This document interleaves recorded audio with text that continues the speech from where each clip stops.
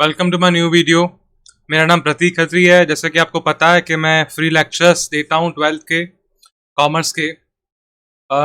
मैं economics, accountancy, statistics और ओसी के, यहाँ बिजनेस स्टडीज़ के मैं फ्री लेक्चर्स देता हूँ। तो आज का हमारा चैप्टर है chapter 4, banking and monetary policy. तो स्टार्ट करते हैं इंट्रोडक्शन से। All of us may be aware of the word bank. We may have deposited our saving in our banks in the form of term deposit or saving deposit. Parents of many of us have opened their account in some banks for business transaction, and some parents might be receiving LPG subsidies in bank account. ये इसमें अभी ऐसा बोला गया है कि हम सबको एक बैंक का वर्ड तो पता ही है। हमारे पेरेंट्स भी अपने पैसे डिपॉजिट करते हैं बैंक में, और सबको सब्सिडीज भी बैंक के थ्रू ही मिलती है, जैसे एलपीजी की subsidy. Besides me, we may have paid our school fees by way of check or some bank, and may have withdrawn money from bank to buy TV, refrigerator. Parents of some of us might have borrowed money as well from bank for purchase of house. तो मतलब इसमें ऐसे ही जो basic necessity जो bank provide करते हैं, जैसे check की सर्विसेज, पैसे आप विड्रॉ करते हो उससे, और आप लोन भी देती है बैंक। तो ये सब जो बेसिक चीज़ें हैं, तो बस वही इंट्रो में बताई गई है। अभी आगे है evolution and meaning of bank. अभी इसमें बताएगा कि बैंक का इवोल्यूशन कैसे हुआ, बैंक कैसे इवॉल्व हुआ, और बैंक का रियल मीनिंग क्या है। तो इंग्लिश लैंग्वेज में पहले bank means heap and mass, और संस्कृत में the akin to bank is bandana, means banda, which means collection of capital of fund. The bandod is derived from banda. The English word bank originated from the Italian word banca, or from French word bank. Both these words mean bench for money exchange. In olden days, European money lenders or money changers used to display coins of different currencies in a big heap and benches or on tables for the purpose of lending or exchange. तो इसमें बोला क्या गया कि जब पहले के time थे, मतलब जो एशियन टाइम था, उसमें यूरोपियन लोग, जो यूरोपियन लैंडर्स है, मनी लैंडर्स, वो बड़े बड़े कॉइन्स और सिक्के, मतलब जो भी उनकी करेंसी होती थी, उनको एक पहाड़ की तरह इकट्ठा कर देते बेंचेस पे। मतलब वो एक बेंच रखते थे, उस पे पैसों का पहाड़ खड़ा करते थे और बताते कि हमारे पास पैसे हैं एक्सचेंज के लिए। तो लोग उनके पास पैसे डिपॉजिट करते थे और चीजें, करेंसी एक्सचेंज करते थे। तो वो उसको बेंच को बंका बोला गया था, और फ्रेंच वर्ड में उसको बैंकू बोला गया था। तो इससे बैंक वर्ड डिराइव्ड हुआ। मतलब बैंका, और बैंक का मतलब बेंच होता है, और उससे फिर बैंक का वर्ड डिराइव्ड हुआ। और बैंक का मतलब हीप और मास भी बोल सकता है, क्योंकि वो जो करेंसी थी वो पूरा ऐसे पहाड़ में इकट्ठा करके रखते थे यूरोपियन लोग। तो इसलिए उसको हीप और मास भी बोलते हैं बैंक को। और उसका संस्कृत में वर्ड बंदा होता है और बंदोड़ भी होता है। तो अभी आगे बढ़ते हैं और समझते हैं कि बैंक क्या है। तो इससे हम ऐसे जो ऊपर के जो भी स्टेटमेंट्स थे, उससे हम एक बात कंक्लूड करते हैं कि जो वर्ड बैंक है वो collection of fund of money को रिप्रेजेंट करता है। मतलब वो उससे रिलेटेड है। किससे collection of fund of money, money के कलेक्शन से रिलेटेड है। अब पहला बैंक, वर्ल्ड का रियल बैंक कब एस्टेब्लिश हुआ और कहाँ एस्टेब्लिश हुआ? ये बैंक ऑफ बार्सोलेना एक यूरोपियन देश ही है, जो सेटअप हुआ था 1401 में, मतलब 1401 में सेटअप हुआ था, जो वर्ल्ड का पहला रियल बैंक था। तब वहाँ से करेंसी मनी का इंट्रोडक्शन हुआ। पीपल ने जो अपनी मनी थी उसको एज ए करेंसी इस्तेमाल चालू करना तब से ही चालू किया था। तो तभी वो एक मेजरिंग रॉड ऑफ वैल्यू बन गया था, और एक मीडियम ऑफ एक्सचेंज भी बन गया था, और स्टोर ऑफ वैल्यू भी, जैसे हमने चैप्टर 3 में पढ़ा।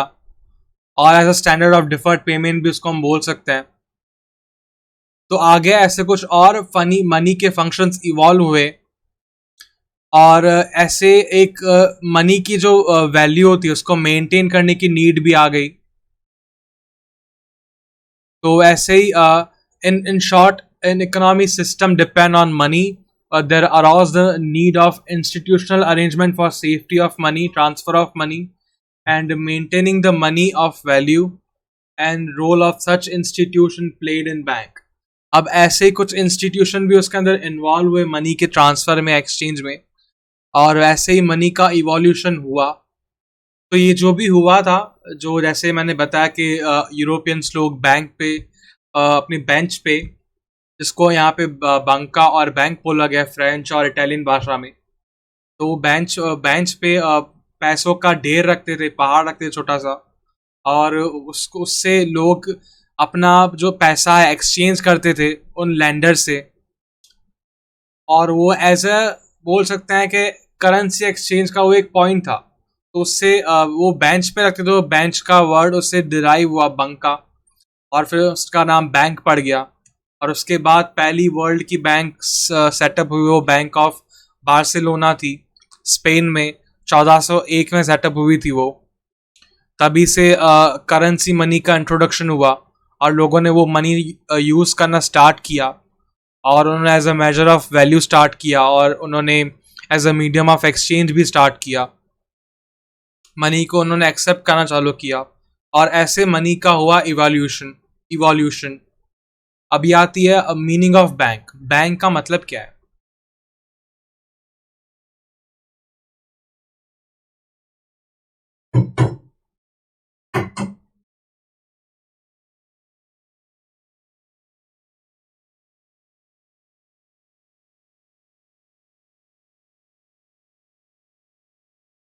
Meaning of bank. Bank is an institution which provides services of banking.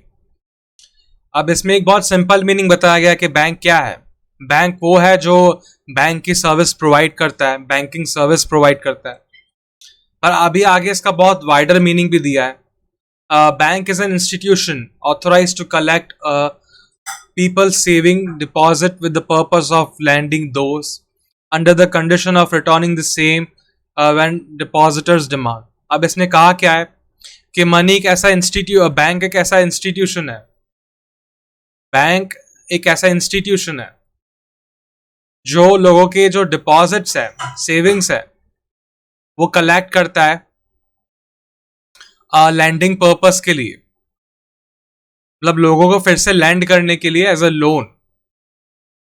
और जब भी लोग डिमांड करें, जब डिपॉजिटर्स डिमांड करते हैं पैसे मांगने की, तो उनको उस पर रिटर्न भी कर देता है। यहाँ पे ये बैंक का बहुत सिंपल सा डेफिनेशन समझाया गया है।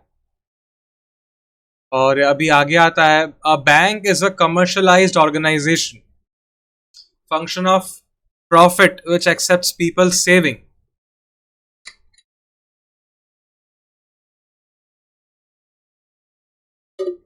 ये बोल रहा है कि बैंक एक कमर्शियल ऑर्गेनाइजेशन है जो अपने प्रॉफिट के लिए जो पीपल की सेविंग होती है उसको एक्सेप्ट करती है इन द फॉर्म ऑफ डिपॉजिट्स, और बदले में इंटरेस्ट देती है, रिटर्न देती है। और ये it ensures safety of deposit and lend money for these deposits to people. अब बैंक करती क्या, आपको भी पता है, मुझे भी पता है कि पहले तो वो पैसे एक्सेप्ट करती है लोगों से, उसके बाद एज अ लोन देती है लोगों को सामने से फिर से, और जिनसे वो पैसा एक्सेप्ट करती है उनको इंटरेस्ट देती है, और जिससे जिनको वो लोन देती है उससे इंटरेस्ट लेती है, और जो बीच का मार्जिन होता है उसको एज अ प्रॉफिट रख लेती है। तो ये कमर्शियल ऑर्गेनाइजेशन है जो प्रॉफिट के लिए काम करती है, लोगों की सेविंग एक्सेप्ट करती है एज अ डिपॉजिट, और लोगों को लोन भी देती है और उस पर इंटरेस्ट चार्ज करती है। और जो बाकी सरप्लस बचता है वो अलग अलग सेक्टर्स पे वो इन्वेस्ट करती है, तो उसको हम बैंक बोलेंगे। अब ये कुछ डीपर डेफिनेशंस और मीनिंग दिए थे बैंक के। अभी आगे है, to state briefly, bank are institutional in mobilising money, instrumental in mobilising money. मतलब इनडायरेक्टली बैंक मनी को मोबिलाइज ही कर रही है, मनी का जो फ्लो है वो इजी कर रही है। A value of stock of money which is not mobilized among activities tends to fall in future date. अब ये भी बात सही है कि जो मनी मोबिलाइज नहीं होता उसकी फ्यूचर में जो फ्यूचर में उसकी जो वैल्यू है कम हो जाती है, क्योंकि उसमें ना ही इन्वेस्ट हो रहा है, उसका ना ही कोई इंटरेस्ट मिल रहा है। और अगर जो मनी सर्कुलेट होता रहता है इकोनॉमी के अंदर तो वो मल्टीप्लाई होता है और उससे और पैसा जनरेट होता है। तो एक सर्कुलेशन बनाती है बैंक, और ये भी ज़रूरी है, ये भी एक बैंक काम करती है, मनी सर्कुलेट करती है इकोनॉमी के अंदर। अभी आगे बढ़ते हैं कि क्लासिफिकेशंस ऑफ बैंक। अब बैंक टोटली यहाँ पे दो टाइप की बताई है, एक कमर्शियल बैंक, दूसरा सेंट्रल बैंक। पहले आते हैं कमर्शियल बैंक पे। कमर्शियल बैंक क्या है? Commercial bank according to banking company act 1949, commercial bank is one which transacts the business of banking, that is accepting deposit from public for the purpose of lending and investment, repayable on demand or otherwise, and withdrawable by check, draft, pay order or otherwise. अब bank क्या है? Bank वो है जो transaction करती है business of banking के अंदर, और जो लोगों का पैसा एक्सेप्ट करती है एज अ डिपॉजिट, और उसी पैसे को लेंड करती है, इन्वेस्ट करती है, रीपे करती है ऑन डिमांड और अदरवाइज, और लोग उसको विड्रॉ भी कर सकते हैं bye check, draft, pay order और अदरवाइज। और कमर्शियल बैंक क्या है? कमर्शियल बैंक एक ऐसा बिजनेस यूनिट है जो बैंकिंग सर्विस प्रोवाइड करता है, किसके लिए? प्रॉफिट के लिए। मतलब कमर्शियल बैंक एक बिजनेस, ऐसा बिजनेस यूनिट है जो बैंकिंग सर्विस, कौन सी सर्विस? जैसे एक्सेप्ट करना डिपॉजिट लोगों से, और सामने से लोन देना लोगों को विथ इंटरेस्ट। मतलब सामने से इंटरेस्ट, आप डिपॉजिट को इंटरेस्ट पे करना, और लोन जिसको दिया है उससे इंटरेस्ट लेना। तो वो as a commercial bank, as a business unit है जो सर्विस प्रोवाइड करती है बैंकिंग की प्रॉफिट के लिए। और पीपल अपनी सेविंग को वहाँ पे डिपॉजिट करते हैं, भरोसा करते हैं बैंक पे कि बैंक उनके लोगों की जो डिपॉजिट है अच्छे से हैंडल करेगी और इन्वेस्ट करेगी और उनको इंटरेस्ट देगी। और बैंक जो ये डिपॉजिट आता है वो कुछ और इकोनॉमिक एक्टिविटी के लिए भी इस्तेमाल करती है, और इससे वो at the end of the day depositor को इंटरेस्ट पे करती है। बैंक कभी कभी इन्वेस्टमेंट एग्रीकल्चर में भी करती है, इंडस्ट्रियल सेक्टर में भी करती है उनके डेवलपमेंट के लिए। और कभी कभी बैंक गवर्नमेंट सिक्योरिटीज भी खरीदती है, और कुछ पोर्शन वो लोगों को भी एज अ लोन देते हैं जिनको मनी चाहिए।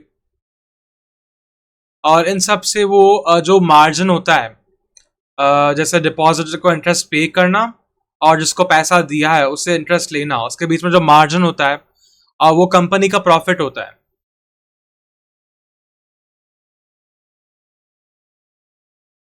तो अगर ये प्रॉफिट मार्जिन कहाँ से निकलता है? मतलब जब भी कोई बैंक लोन देती है तो उसका इंटरेस्ट रेट हायर होता है एज कंपेयर टू जो इंटरेस्ट बैंक डिपॉजिटर्स को पे करती है। मतलब समझ रहे हो? सपोज अगर किसी ने पैसा डिपॉजिट किया है बैंक में तो उसका रिटर्न आ रहा है 6%, पर वो जो बैंक है वो सामने से लोगों को लोन 6% पे नहीं देगी। जो पैसा आया है ना उसको बैंक 10 या 12% पे देगी सामने से लोगों को। तो जो बीच का मार्जिन होगा वो बैंक एज अ प्रॉफिट रख लेगी। तभी बैंक को कमर्शियल इंस्टीट्यूशन भी बोला जाता है। ऊपर आपने देखा होगा बैंक की दो कैटेगरी, कमर्शियल बैंक और सेंट्रल बैंक। उसको कमर्शियल क्यों बोला गया है? क्योंकि वो प्रॉफिट मोटिव से कम करती है। समझ रहे हो? तो इनडायरेक्टली लोग बैंक जो बैंक है वो लोगों का पैसा मोबिलाइज करती है, मतलब लोगों को एज अ पैसा इस्तेमाल करने की ईज देती है। जब भी लोगों को पैसा चाहिए उनको पैसा अवेलेबल करती है, भले वो चाहे विड्रॉल के रूप में हो या फिर मनी लैंडिंग के रूप में या फिर एज अ लोन के रूप में, और उससे वो प्रॉफिट कमाती है। अब आगे कुछ फंक्शंस है बैंक के। Commercial bank perform several functions which are as under. पहले तो प्राइमरी फंक्शन है, तो पहला फंक्शन है एक्सेप्टिंग डिपॉजिट. अब आप सबको पता है कि बैंक बैंक के तो टोटल 3 अकाउंट होते हैं, saving saving account, current account और फिक्स डिपॉजिट.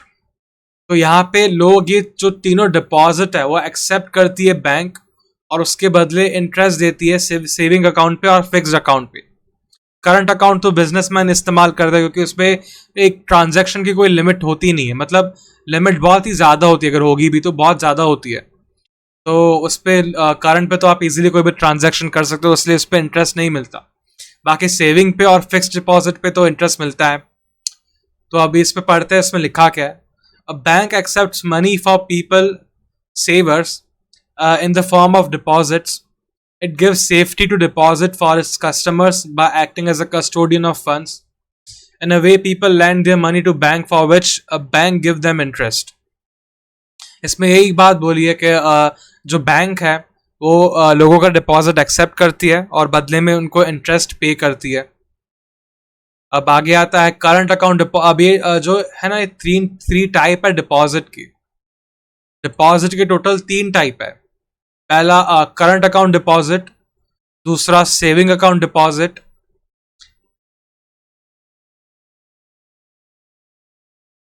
तीसरा फिक्स्ड डिपॉजिट और term deposit.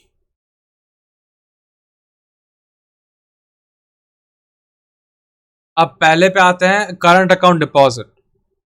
Current account is open with a bank in the name of business, firm और an individual. The deposits in this accounts are more liquid than deposits in any other account. A withdrawal can be made from this account any number of times. जैसे मैंने पहले भी बताया, आप current account में कितने भी बार आपको चाहे आप विड्रॉल कर सकते हो.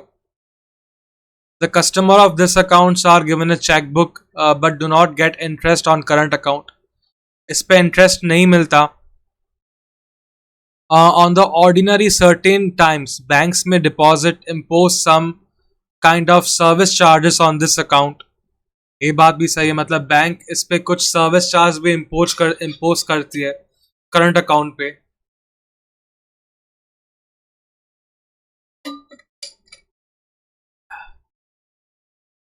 On the contrary, certain times banks may impose some kind of service charges on this account. A customer may even obtain overdraft facility for business purposes on this account as per rule of the bank. तो bank को overdraft facility भी मिलती है, मतलब लोगों को overdraft अच्छा, ये ओवरड्राफ्ट क्या होता है? जब आप शॉर्ट टर्म के लिए छोटा सा लोन लेते हो, ऐसे जैसे आप एक्सेस ऑफ अमाउंट विड्रॉल करते हो, आपके अकाउंट में सपोज 0 बैलेंस है, फिर भी आपने 10,000 बैंक से ले लिए शॉर्ट टर्म के लिए, तो उसको आप बोलोगे overdraft. Facility for business purpose of this account as per the rule of bank. तो ये भी एक कुछ सर्विस प्रोवाइड करती है करंट अकाउंट होल्डर्स को, जो बिजनेसमैन होते हैं. उनको एक तो अनलिमिटेड नंबर ऑफ ट्रांजैक्शन होते हैं दिन के अंदर, वो कितने भी बार विड्रॉ कर सकते हो. दूसरा, उनको चेकबुक दी जाती है, पर उनको कुछ चार्जेस भी सर्विस चार्जेस भी देने पड़ते हैं बैंक को. और बाकी एक ओवरड्राफ्ट की फैसिलिटी भी उनको मिलती है कि वो शॉर्ट टर्म के लिए थोड़ा पैसा एक्स्ट्रा विड्रॉ कर सकते हो अपने अकाउंट से. अभी दूसरा है सेविंग अकाउंट. अभी ये सेविंग अकाउंट क्या है? Saving account, people usually deposit savings for short period of time in this account for which bank give them interest. Upon a requirement, they can withdraw with a check or withdrawal slip. In present times, they can also withdraw money from this account by using debit card or credit card. अब ये जो saving account है वो लोगों को interest provide करता है. मतलब लोग अगर सेविंग अकाउंट में पैसा डिपॉजिट करते हैं तो उनको इंटरेस्ट मिलता है, और वो पैसा अपना विड्रॉ भी कर सकते हैं थ्रू चेक और विड्रॉल स्लिप. और अभी के टाइम पे वो डेबिट कार्ड और क्रेडिट कार्ड से भी पैसा विड्रॉ कर सकते हैं जो सेविंग अकाउंट में उनको मिलता है. तो सेविंग अकाउंट का यही इस्तेमाल होता है एक तो. अभी आगे आते हैं फैसिलिटी ऑफ रिकरिंग अकाउंट। अभी एक और रिकरिंग अकाउंट भी है जिसमें लोगों को पैसे रिकरिंगली इन्वेस्ट करने होते हैं, मतलब शॉर्ट पीरियड ऑफ टाइम के लिए लोगों को एक छोटी सी इंस्टॉलमेंट इंस्टॉल कर उसके अंदर डिपॉजिट करनी होती है। फिर at the end of the day उनको जो पैसा है वो एक बहुत बड़े अमाउंट में मिलता है, अगर वो विड्रॉ ना करे तो पहले। तो इसको हम डिटेल में अभी पढ़ते हैं। These deposits are also a type of saving deposits which people do not wish to save or cannot save bigger sums of money. Save and deposit small amount of money each month for a certain period of time on this account. Thus, saving gradually increases and increase in paid accumulated money. अब जैसा मैंने पहले बताया कि लोग हर महीने एक छोटा छोटा अमाउंट पे कर सकते हैं बैंक को, और उनको वो अमाउंट विड्रॉ नहीं करना, उसके अंदर ही रखना है। और उनको at the end of the period, कि जितने भी पीरियड के लिए उनको उन्होंने अमाउंट सेव किया है, उसके बाद उनको पूरा अमाउंट अक्यूमुलेट होके अलॉन्ग विथ इंटरेस्ट उनको पूरा अमाउंट मिलेगा। और अगर एज कंपेयर टू इसके इंटरेस्ट रेट की बात करें, उसका सेविंग अकाउंट से थोड़ा ज़्यादा होता है इंटरेस्ट रेट रिकरिंग अकाउंट का, तभी ये हर महीने पे किया जाता है, तो अभी इसको रिकरिंग डिपॉजिट बोलते हैं।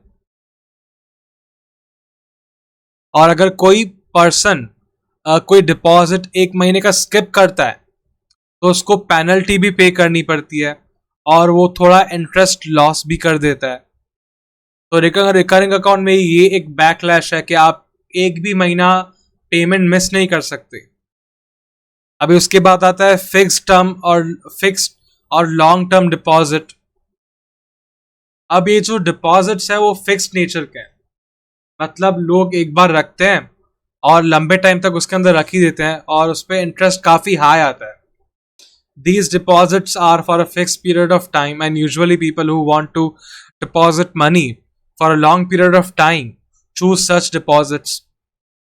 Bank pays higher rate of interest on such deposits.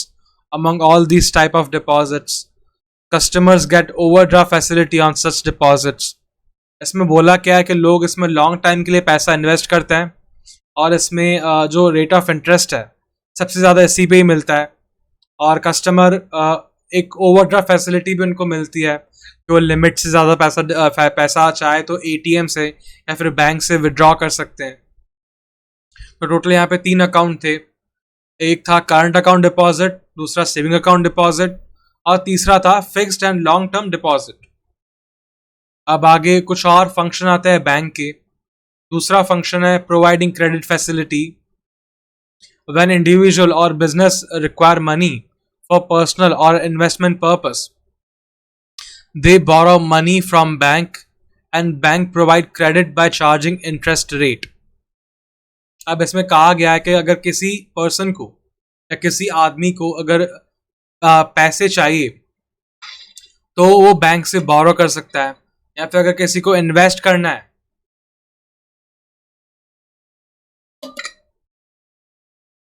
तो बैंक में इन्वेस्ट कर सकता है। बदले में बैंक इन्वेस्ट करने वाले को पैसा देती है, और जो उसको लोन देती है उस पर इंटरेस्ट चार्ज करती है। यहाँ पे ये उसी क्रेडिट फैसिलिटी की बात चल रही है। तो in term of time period, borrowing credit can be for short term, medium term, or long term. These periods are not strictly fixed, may vary from different activities. However, in theoretical sense, short term deposit is up to 1 year.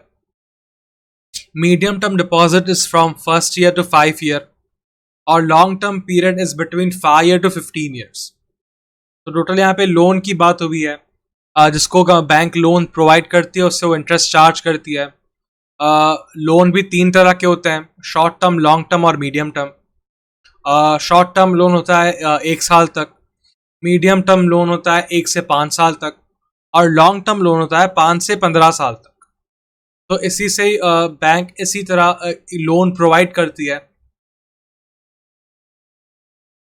और credit आप किसी भी चीज़ के लिए ले सकते हो, personal reason, agricultural activity या फिर बिजनेस एक्टिविटी। बैंक आपको लोन प्रोवाइड कर देती है अगर आपकी कैपेबिलिटी होती है रीपे करने की। अब तीसरा आता है पेमेंट एंड विड्रॉल फैसिलिटी। और यहाँ पे लिखा है bank provide easy payment and withdrawal facilities to customers in the form of cheque, withdrawal slip, draft, pay order, ATM facility, credit card, debit card and internet banking.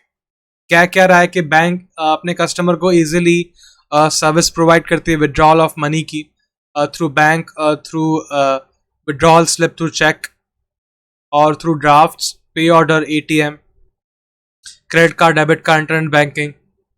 और इन सब से आप इजीली पैसा विड्रॉ कर सकते हो आराम से।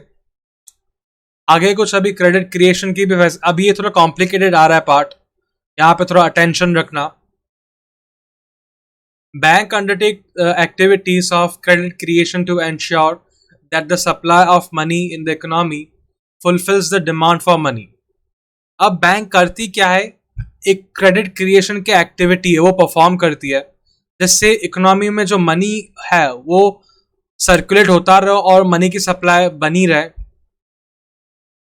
अभी इसको डिटेल में आगे पूरा रीड करते हैं, आप समझना। Banks create money from the existing stock of money, thereby add to the supply of money in the economy. When credit creation of bank increases, the supply of money also increases. And when credit creation decreases, the supply of money reduces. So when a bank lends money from primary deposits to the borrower, has to open an account with the same bank and another bank branches in order to deposit the bank loan or check of the loan. When the check is credited in his account, it became a derived deposit for the bank. From this derived deposit, the bank can create still another loan account for third person, and third person's loan became one more deposit for the bank. Thus, the bank can create several deposits from a primary deposits. Besides, when these borrower withdraw the loan amount from his or her account and spends it to the greater circulation, supply of money in the economy still generates. No bank can lend the full amount of deposits. From every deposit, the bank has to keep the sum aside proportion of money in the form of cash reserves, which is known as cash reserve ratio. Thus, they can lend money in the remaining money only. If a bank has a primary deposit of 1000 rupees, the cash reserve ratio will be the 20% of the bank.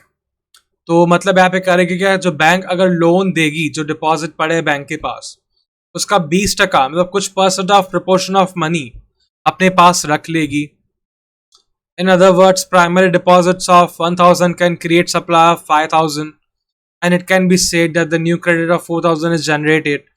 अब ये आगे कुछ example है जिससे आपको बहुत ज़्यादा easily understand होगा ये बात.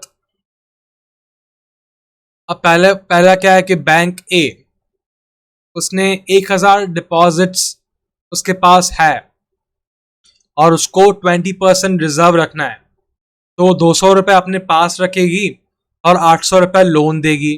मतलब उसके पास अगर सपोज बैंक एक आदमी है तो उसकी जेब में 1000 रुपये पड़े हैं, तो 200 रुपये अपने पास रखेगा और 800 रुपये एज अ लोन देगा.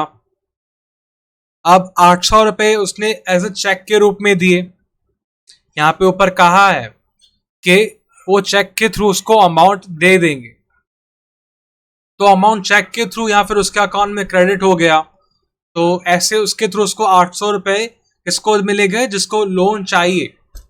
अब वो वही पैसे निकाल के उसको स्पेंड कहाँ करेगा, बैंक में जाके स्पेंड करेगा. मतलब चेक कहाँ डिपॉजिट करेगा, बैंक में डिपॉजिट करेगा वही 800 रुपये का. मतलब पहले पैसे निकाले फिर वही पैसे बैंक में डिपॉजिट किए, मतलब बैंक को 800 रुपये क्रिएट हुए डिपॉजिट के रूप में. तो अभी बैंक के पास अभी 800 क्रिएट हुए, अभी उसी 800 में से बैंक 20% मतलब 160 रुपये अपने पास रखेगी और 640 रुपये एज अ लोन दे देगी. अब जिसको 640 रुपये लोन मिला है उसको चेक के रूप में मिला है या उसको अकाउंट में क्रेडिट हुआ है, तो ऑब्वियसली बात है उसका भी एक बैंक में अकाउंट होगा, तो फिर से अपना अपना अपना अमाउंट एज अ डिपॉजिट उसके पास हो गया, तो ये भी एक डिपॉजिट ही बन गया जिसको वो खर्च करेगा। तो मतलब 640 रुपए बैंक के अकाउंट में डिपॉजिट हुए, किसके थ्रू? लोन के थ्रू। मतलब पहले उसने लोन लिया, फिर उसने बैंक में डिपॉजिट किया, मतलब वो भी एक बैंक में डिपॉजिट ही हुआ। तो इससे टोटल अभी उसने 20% बैंक ने फिर से अपने पास रखे, और 512 रुपए उसने फिर से लोन में दे दिए। तो ऐसे करके एक साइकिल बनेगी। तो इससे होगा क्या? मार्केट में नए 4,000 रुपए का लोन क्रिएट होगा। समझ रहे हो? ऐसे करते करते ये साइकिल बनेगा, और 1,000 रुपए से 4,000 रुपए बनेंगे। मतलब टोटल जो मनी पहले 1,000 था, वो 5 गुना होके 5,000 हो गया इकोनॉमी में। किसके थ्रू? क्रेडिट क्रिएशन के थ्रू। अब इसका एक सिंपल सा फॉर्मूला है,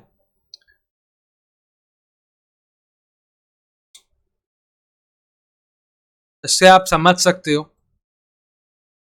primary deposit, credit creation is equal to primary deposit into 1 divided by cash reserve ratio। मतलब इसमें क्या बोला है?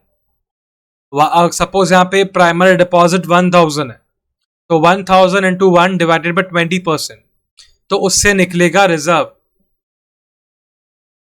सॉरी उससे होगा क्रेडिट क्रिएशन। तो अभी सपोज हम कैलकुलेटर पे परफॉर्म करते हैं ये चीज।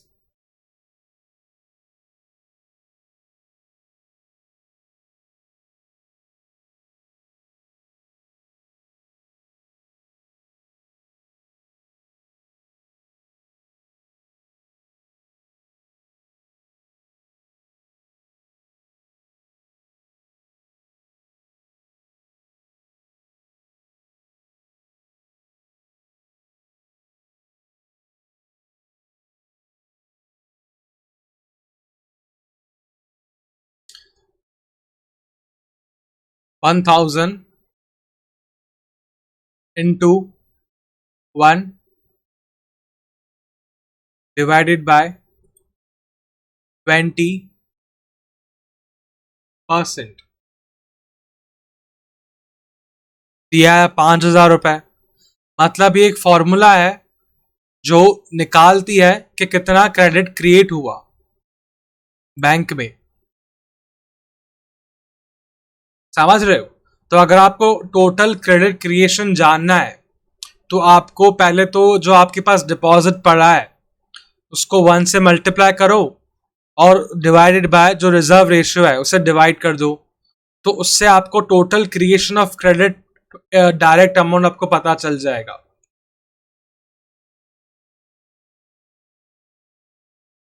When customer withdraw more money than deposited amount from the current account is called overdraft facility। मैंने पहले भी बताया था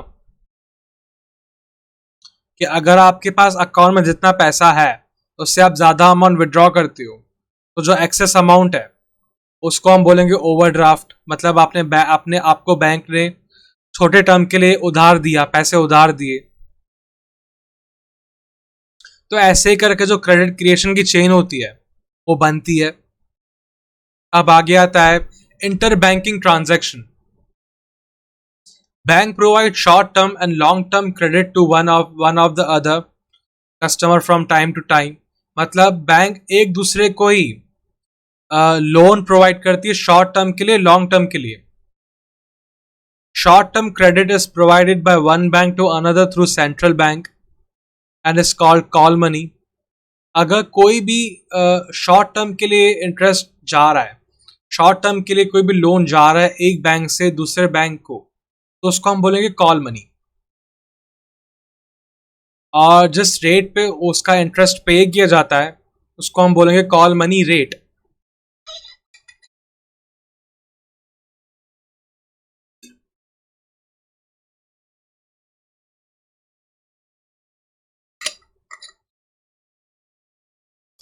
अब ये कुछ प्राइमरी फंक्शंस थे, फिर से देखते हैं।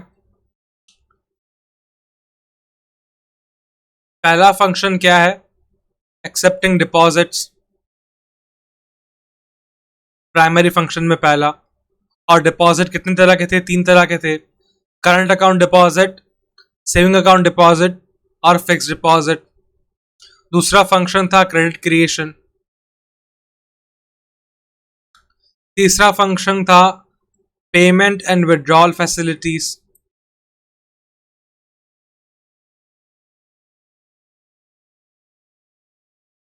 चौथा था क्रेडिट क्रिएशन।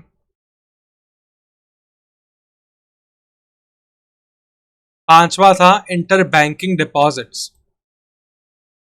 टोटल ये 5 प्राइमरी फंक्शंस है, थोड़े इंपॉर्टेंट है, इसको अच्छे से याद करना। एक्सेप्टिंग डिपॉजिट, प्रोवाइडिंग क्रेडिट और payment and withdrawal facility, credit creation and inter banking transaction. Simple से थे, अच्छे से याद भी हो जाएंगे। और ये फॉर्मूला याद करना क्रेडिट क्रिएशन की, primary deposit divided by cash reserve ratio. अब आते हैं कुछ secondary deposits, secondary function, sorry, ये कुछ अभी सेकेंडरी फंक्शंस है किसके? कमर्शियल बैंक के।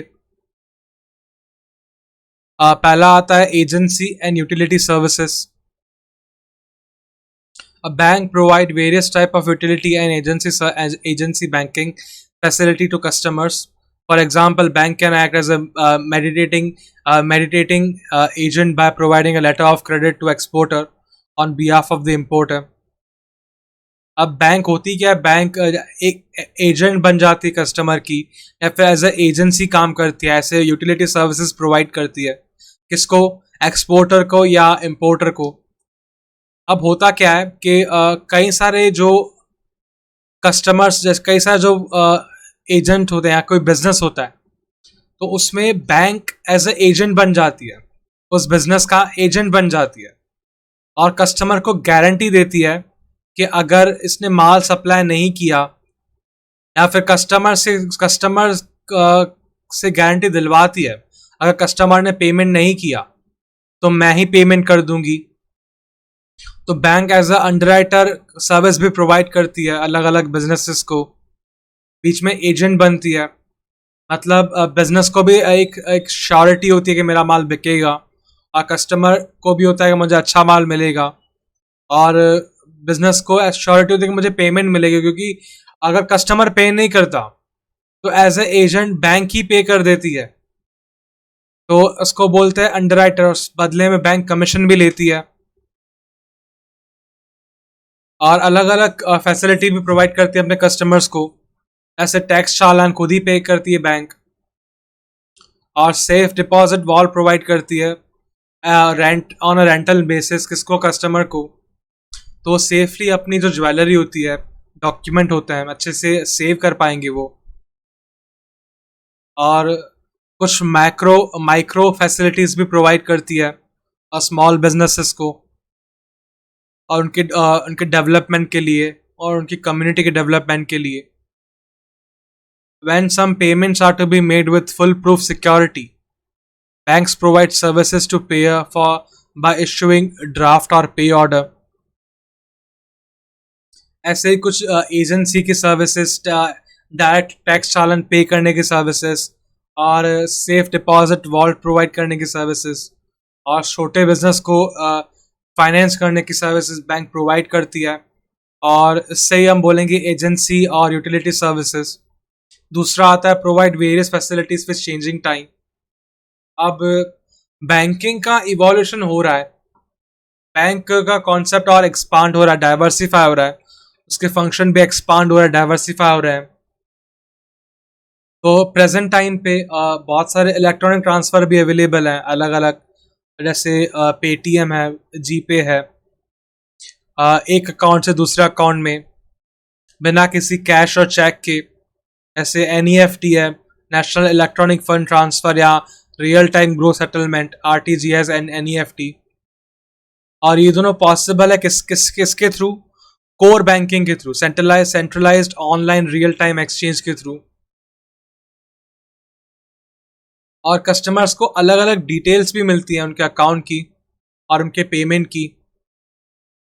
वो अलग अलग गुड्स खरीद सकते हैं ऑनलाइन, और ऑनलाइन ही पेमेंट कर सकते हैं, अपनी टिकट बुक कर सकते हैं बैंकिंग एप्स के थ्रू, और मोबाइल के थ्रू अपना इंटरनेट को एक्सेस करके बैंक को एक्सेस कर सकते हैं।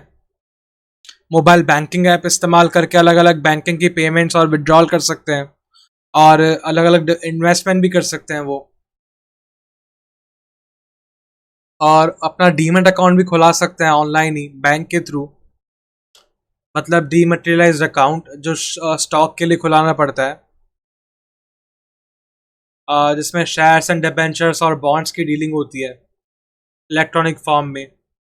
तो ये सब जो इंटरनेट के थ्रू अब जो भी लोग आजकल बैंक को एक्सेस कर पा रहे हैं, वो फैसिलिटी बैंक प्रोवाइड करता है। तो ये भी एक फंक्शन है, उसको हम बोलेंगे secondary function.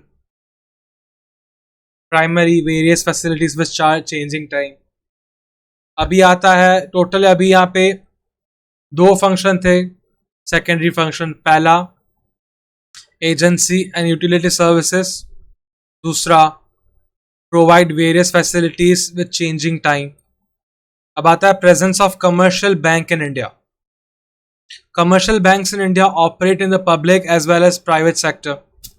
After the economic reform 1991, foreign banks have entered the private sector.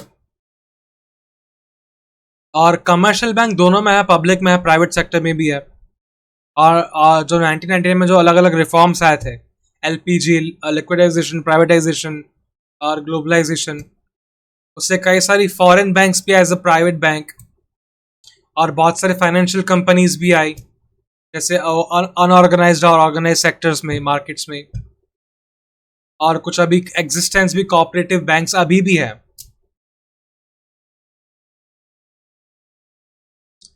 But by the official definition of bank in India, only those companies which are listed in second schedule of RBI Act 1934 are called scheduled bank, and these are the real bank.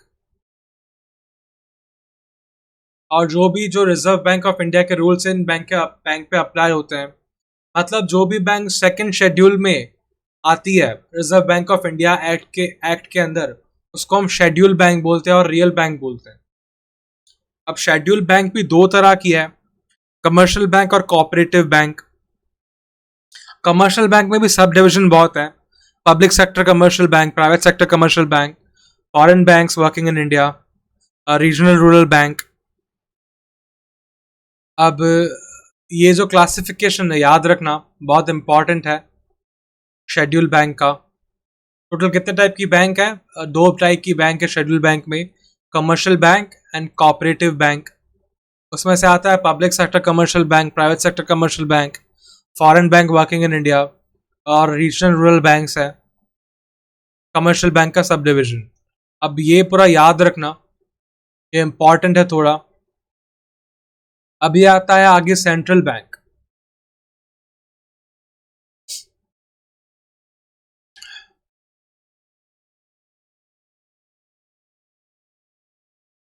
अभी हम central bank एक दूसरे video में करेंगे।